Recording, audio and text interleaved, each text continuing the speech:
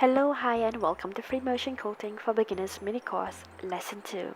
Today in this lesson we are going to learn how to start free motion quilting on your machine. Alright, we're now at the machine. I have a white thread on top and a red one at the bottom. Now the thing is because I have a blue on top and also a yellow at the back. So will just create the right contrast for me to see the stitches.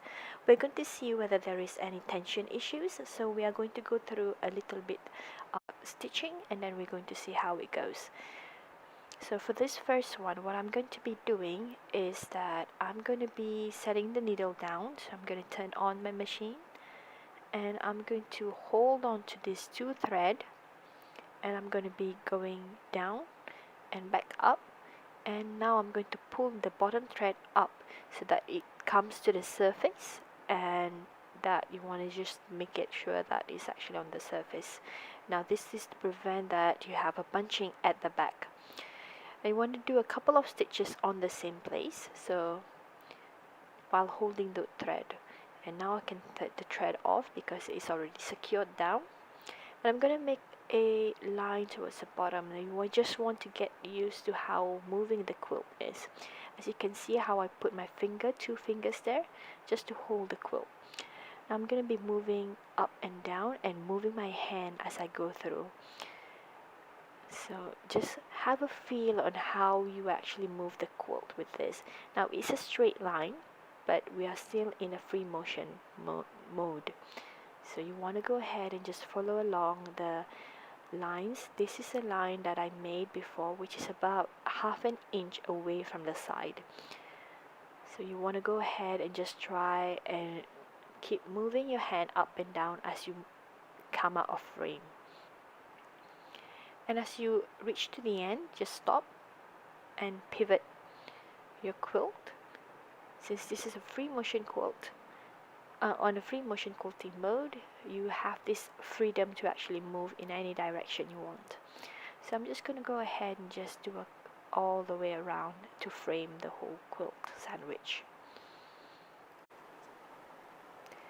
Now as you move, you actually want to see how your stitch length is going. So if you are going fast, and whether your hand is fast enough to catch up with the stitch length, or whether your hand is actually faster than the quilt. So you see now I'm moving really fast and my hand is actually moving as fast as I move as well. So you want to get used to how fast you are pressing the foot pedal and also the movement of your hand, and this will ensure that you actually have a good stitch length. So now I'm just going to do a couple of back stitch there to just secure the whole thing. Now I'm going to be doing a up and down motion as I go through and test out a few stitches, and also trying to get a use of the free motion. So I'm going to do a U-turn up and down, just a simple motion, and I'm just going to be testing out the speed that I'm going to be doing. So you want to do the same thing.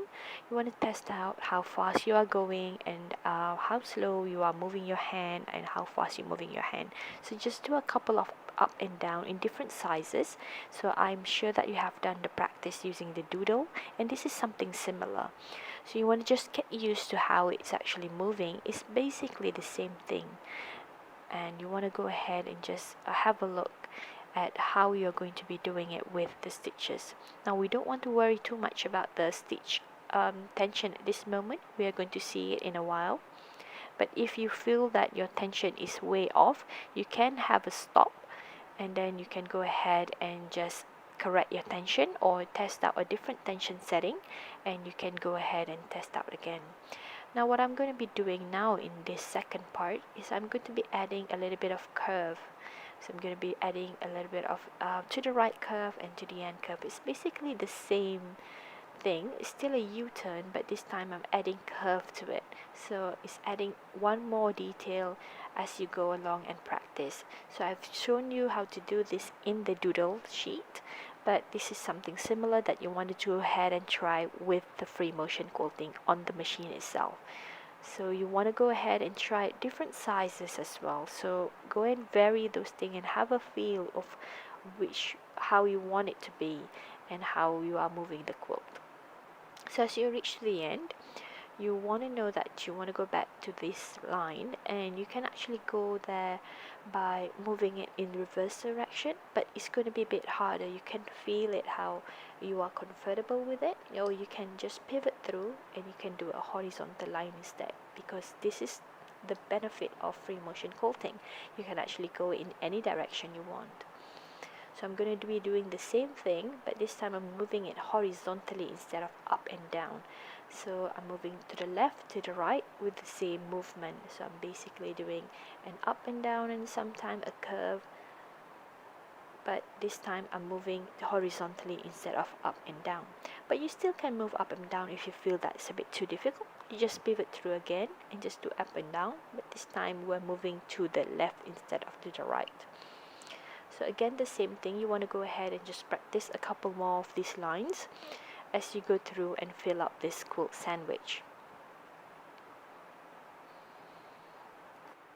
Now what I'm doing is actually I'm going to be adding a little bit of wiggly movement. So instead of just going up and down in a U-turn mode, I'm adding a wiggle. So I can do this horizontally or vertically, just depending on how I feel. I'm adding this wiggle movement every time I'm going up and down. This will create more texture to it, and that will also help you make a more random pattern.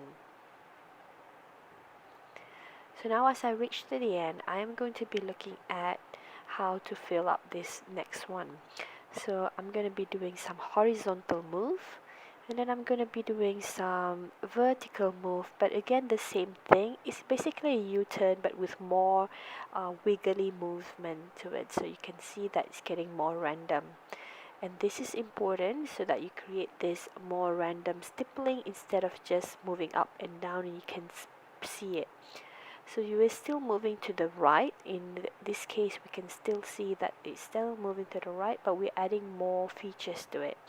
So by adding some more wiggles and then adding a smaller one and a variation of sizes, you can see that it's getting more random.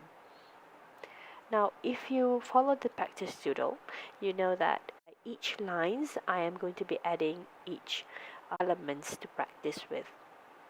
I'm taking it off from the machine, and what I'm doing is going to look all over how the stitch looking like and how are the stitch tension. You can do this earlier on, even in the first row, but I decided to do it when I finished all these 3 rows so that I can actually adjust it, and I have a feel of moving and all in different directions.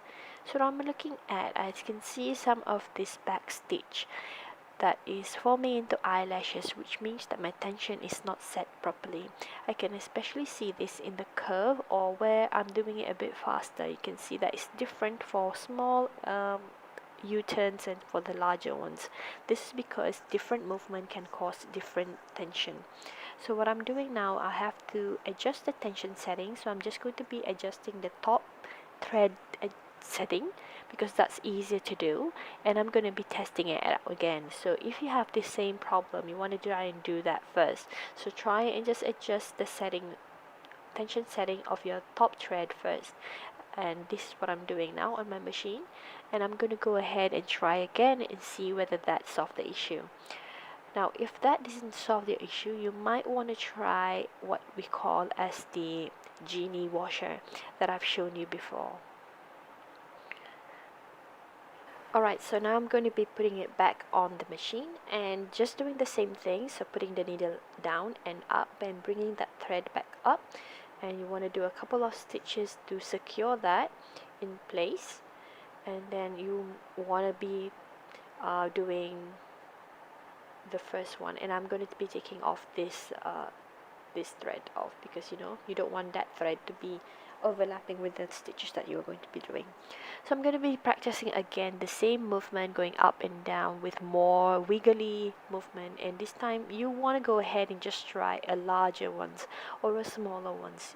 You just want to go ahead and play around because this is our first lesson, and you want to get used to moving along and feel the movement. Now you can see that I stop a lot. Now every time you stop, you want to go ahead and practice that stop and going back to that movement, because that's important to ensure a smooth motif. So if you stop, you have to choose a place to stop, that ensure that you can move easily after that. So I'm looking at the stitch tension again at the back, and it looks a bit better, and I think that's going to be good. I'm going to be trying it again. If you find that your stitch tension is still not okay, you can still adjust the stitch tension while you are at the machine, so you don't have to take it off. So I'm going to be testing out all the different motion and see how your hand is moving every time you stop and move again. So now I'm stopping and I'm moving it again. Now you have to remember to stop each time your hand got out of frame, so you can see that my hand is always in frame there. Now I'm doing some loops just to have a feel on how it moves, so you can have a vision on your in your head how you want things to go, and you can also have that idea where you want to go. So I was going to fill that up, and I had that in mind, so I'm just leading my hand towards moving that. You can just go ahead and try different off stitches like zigzag or anything that you prefer. And just by doing this loop, I just want to see whether the stitch length or the stitch tension is actually maintained, and it looks good. So I'm just going to end this at the end, and I'll see you in the next lesson.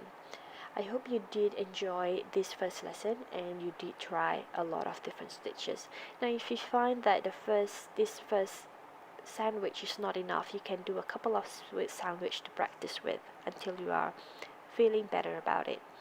Now we must remember that each practice you have to improve something so that you can be getting better at it. I'm just to secure that in hand and just finish it off. Alright, I'll see you in the next lesson.